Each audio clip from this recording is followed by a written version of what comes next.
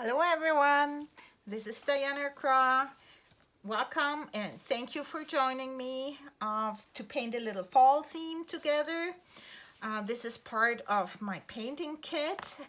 In that painting kit you have 3 colors. There are red, yellow, and blue. These are the primary colors, and you can mix any color from those to keep it simple. These colors will then later, because they are all related, will harmonize with each other. And to get a better tonal range, I added some neutral tint to it, and that makes it then darker if we want to give it more expression. We can use a palette like this. For instance, this is a little sushi palette, a sushi dish. You can use any ceramic plate or whatever you want to. And in that painting kit you have 4 pieces of paper. You can paint on the front side and on the back side if you want to, so that gives you 4 paintings. And I have added one of those fantastic travel brushes. They come with their own water container, but so when I take them somewhere outside, I'm painting with those. I'm using these water containers in here, but at home I'm preparing some water containers, one with clear water and one to wash my brush off. I'm more messy. I need more water. Okay, so yeah, what else do we need? I taped this down on a corrugated board here, and I used a little pencil to draw the preliminary scene on it, just to get an idea where my objects are supposed to be, for compositional reasons, that we're guided into this painting, into this scene, and we can use our focal area and place it in the most efficient and best spot here. That is in this third. All right, the colors of fall are our main focus here for this fall theme, and I have painted 3 tree trunks here and indicated just the crowns with some colors. And here already I have, this is dry already, but I show you how I do it. So I have a lot of paint prepared. See, it's quite moist in here, and I can spray with it, or I can just drop water in it. And then I'm loading my brush with very watery paint, and I'm just hitting my brush here, and it gives me spatter. A lot of spatter on the tree. I start with yellow, then I'm going with orange.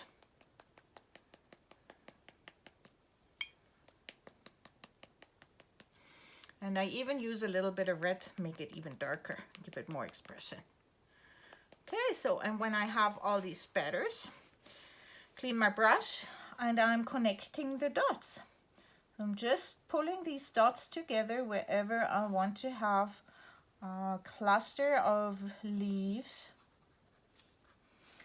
See, this is the yellow area here, so I'm cleaning my brush and pulling the yellow dots together. And there's a red area. I'm going with the red, make it a bit darker. And I'm leaving some white paper around here, and I'm leaving some spatter. See here, some openings of the white paper. And when this is dry, I'm already putting my background in. So this is not quite dry, so I don't want to paint too much of the blue, because then when it mixes we're getting green, and I don't want to have green in my background. Okay, I'll show you how that looks when there is the blue. This is my blue sky, so I filled in here even the white spots with some blue paints, and I leave the trunks and the branches white. And then I put these hills in. These hills are done with yellow and blue, and I paint very, very wet, so the whole area. And then the colors mix with each other, and when we mix blue and yellow, we get green, right? Okay, so there we see this is wet and this is dry. Watercolor dries 30% lighter when it dries than when it is wet, so we can see the difference here. I here paint with a little bit of blue in there and put already, this was dry now, put already a second layer on. There you can see where my brush went. Here it was wet and wet, you cannot see. So this is nice for backgrounds, and so it puts it less detail, pushes the subject to the background. Here's some foliage already, and I know you like my English, my German English accent. Having fun? Okay, and this can dry. Okay, so here it is dry. I like it to be wet, so I can push a bit on my container here on the brush and get some water out. Okay, so no lakes, no rivers, so quickly just wetting this area here. I'll show you again. This is the beautiful thing with watercolor. We can paint wet on wet or dry on dry and get different effects. And I like to use my yellow up here, a bit light there. And then I want to go darker here. This is why we have the dark paint. Nope, this is too black. It is all wet. It mixes beautifully on this area. I give it a bit texture with the movement of my brush here.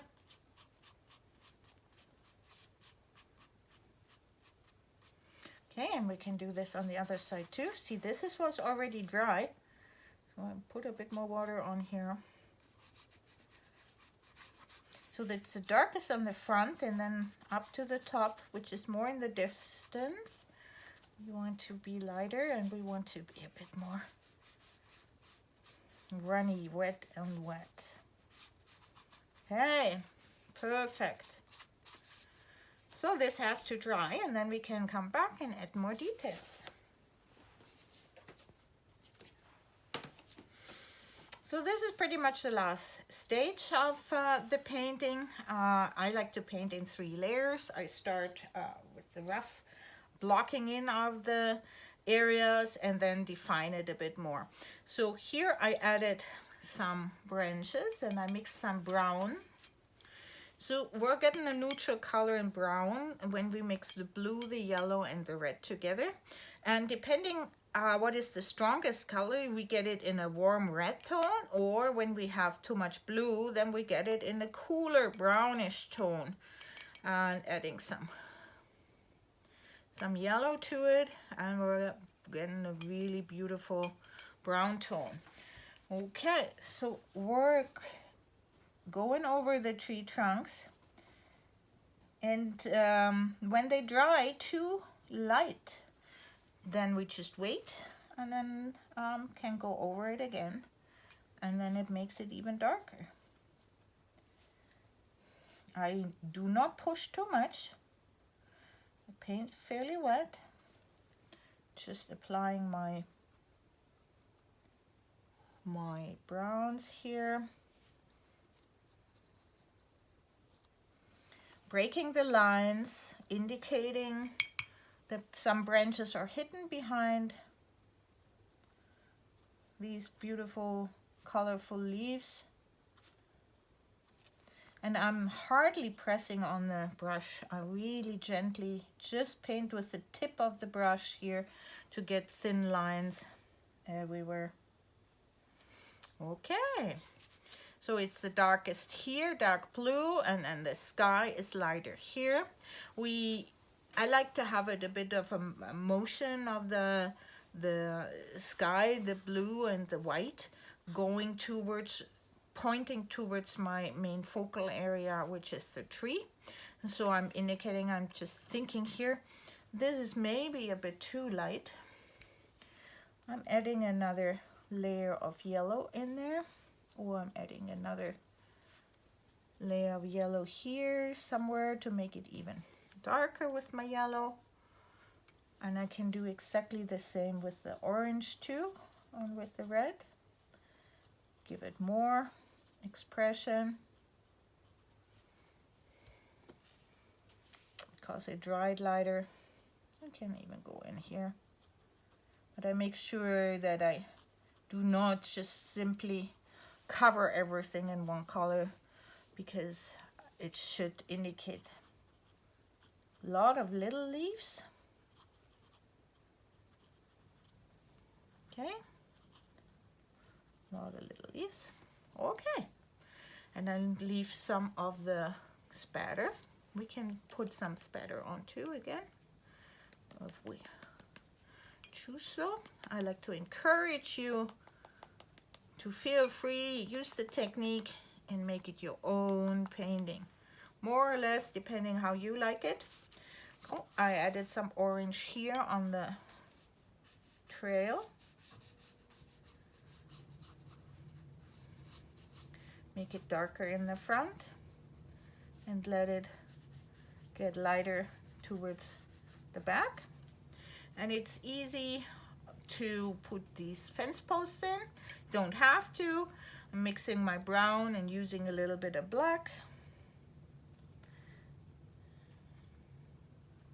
And just indicating my fence. See, there's little dots here and there's a long post here that creates depth.